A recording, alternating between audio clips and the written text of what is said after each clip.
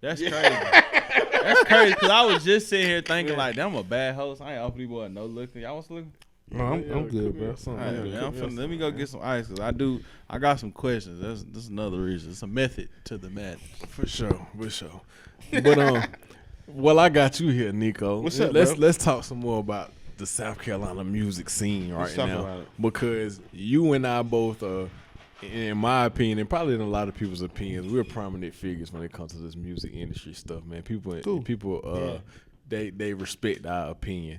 Yeah. What do you think would be needed right now that could provide a boost to the upstate music scene and South Carolina's music scene? If there's anything that could. If it just has to be, something that's organic or whatever the case may be, but is there anything that you can see that could provide a boost to our music scene? You know what really needs to happen?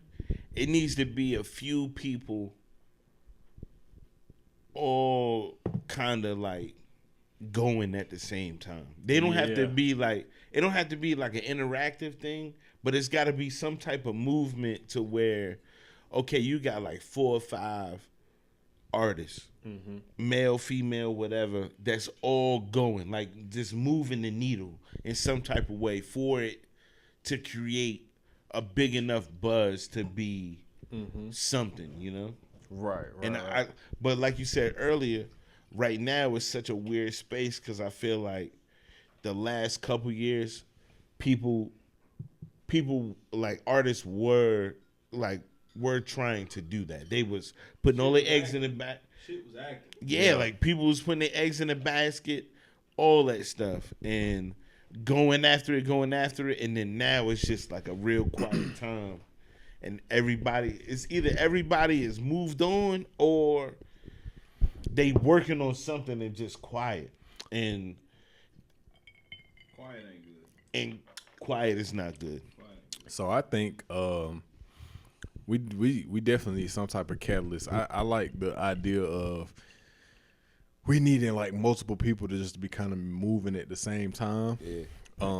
But we need some type of catalyst. So I know in my time, as far as one of the, in my opinion, the best like run of South Carolina music, it was like Speaker Knockers got hot, and then he passed or whatever, and then I think this was the catalyst. The Cypher came out, and then after the Cypher came out, it was like a lot of people it was almost like a competitive thing, but nobody was like going at somebody specifically. Yeah. But there was like, like people rapping now, and it kind of set like a little ripple around the state.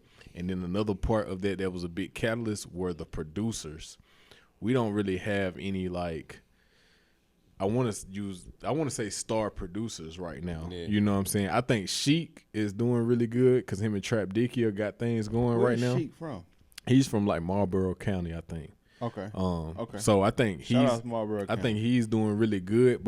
But during that time we had like Jetson, who was made another one. He had like his started from his the own bottom, wave but I'm type finna shit. go north. And then you had like Memphis was going, First Class, and then they were doing stuff together. I ain't seen Memphis in years. Where is Memphis? I ain't seen Memphis in years. Jesus. So I think like if we can get some type of catalyst going, let me ask y'all this then. We'll be straight. Okay. So, if y'all had to pick, let's say 2 or 3 artists and maybe 2 or 3 producers, right? Mm-hmm. Who would be those people that would help to bring it back? Well, I'm always going to pick my guy. I know. I'm always going to pick Shy. All right. Always. Mm-hmm. Production. I think Sheik gotta be one of the producers. Sheik gotta be. The only thing about Sheik is he's just not like a outgoing type, you know what I'm saying, internet, whatever. Like that's another thing too. So a lot of artists that I've dealt with over the years, great at making music, the art is good, but if you tell them, here, let me talk to you, can't do it. or like they need their personality to shine. Can't do it. Need the business end of things to be right. Can't do it. Can't do it. You know what I mean? Like it's like they got a third of what they really need to make it. You know what I mean? Like they just know I can make great music and I want this music video shot. Cool, you want this music video shot. What's the steps? Do you know the steps to take to make this music video? And then once you make it, now what? You know what I mean? Like it's They don't have. I'm not. What are we to keep doing? I'm promoting. not even gonna lie to you. I think South Carolina's issue, period, point blank, has been that last step you talked about when you get to everything and then the now what. Now what?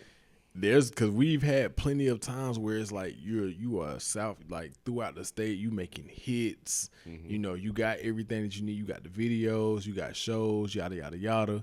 But what is going to get the South Carolina people over the hump? You know what I mean? Like, Yeah, because I don't even think, like, all jokes aside, like, Trap Dicky is, what, quote unquote, the hottest artist in the state. I don't even think he's gotten over the hump. not quite. He close though. Ain't gonna lie, he's very close. But at the same time, we've seen plenty of artists like right where he's at. Like we've seen NG be right where he's at. PG Rob be right where he's at. Dollars be right where he's at. Literally everybody. We've seen so many people get to right where that glass ceiling is and not break through. A part of me feel like the hustle side of South Carolina niggas be the problem. How you mean? So, as a nigga from South Carolina, we always got a chip on our shoulder, right? Because we essentially, I know what people say, but I feel like we might come from the most racist state. Hell yeah.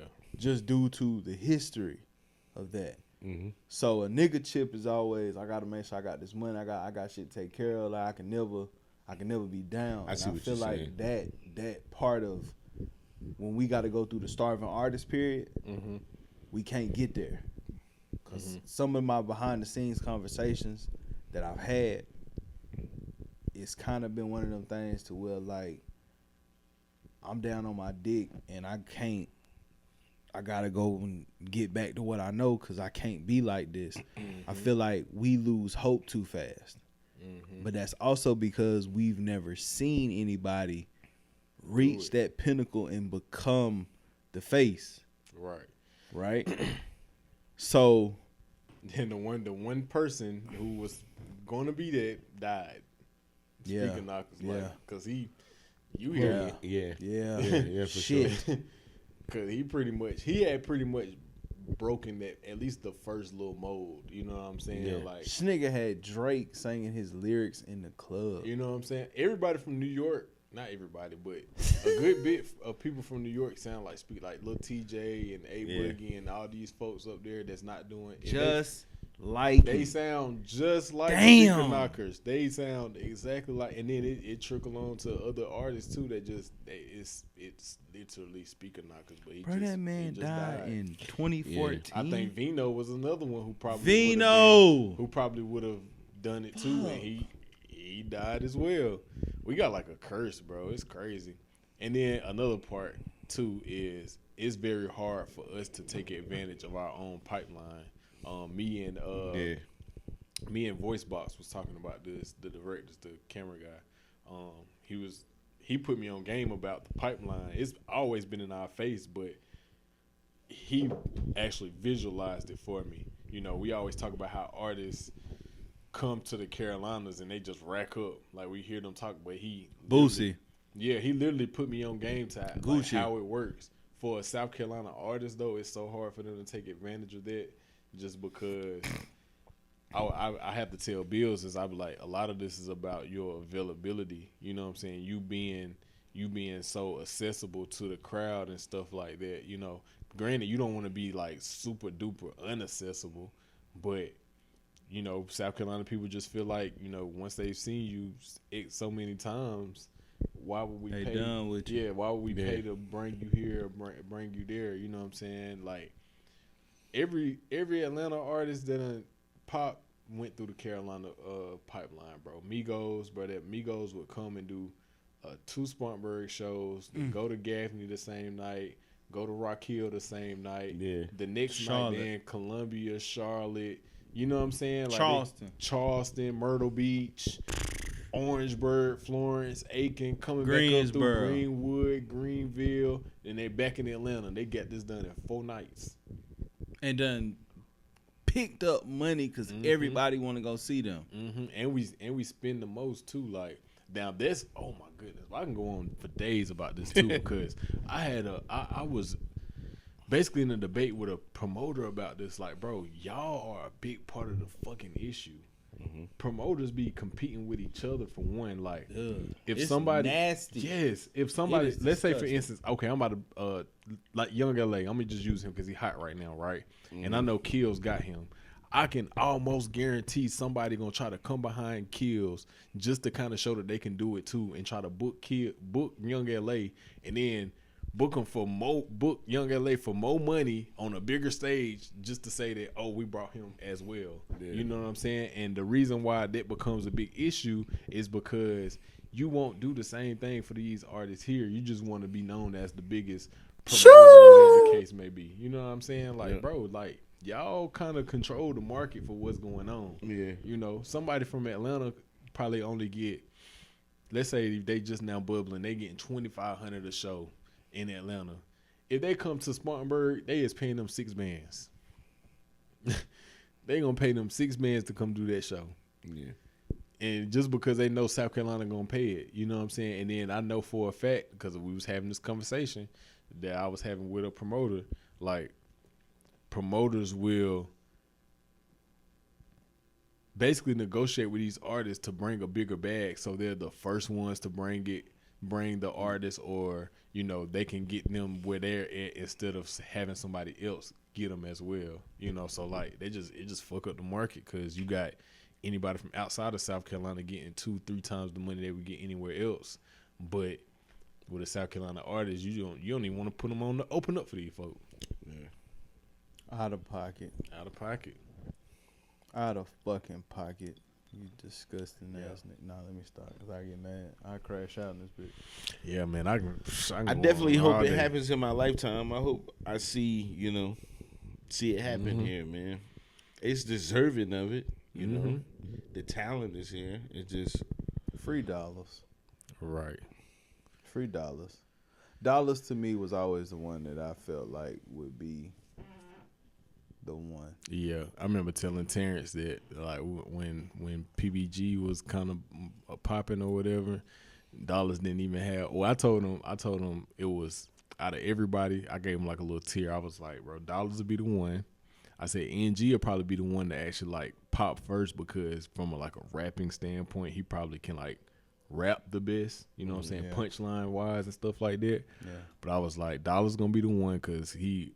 If you know Dollars for real, you know, like, he just a lovable person. You know what I'm saying? Like, everybody just fucking amazing. Yeah, people just gravitate towards him. It don't matter what he do, people just gravitate towards him. Boy. And then I told him, and I was like, Bills and Swish will be the next ones right behind, you know, because they got the most marketability out of the whole group. And yeah, Dollars, if he could stay out of trouble, and what's so crazy, if he was to get out of jail tomorrow, he probably pipe right back up. And that's the crazy part, because as soon as this is so crazy, bro. Like, me and him, we did that interview.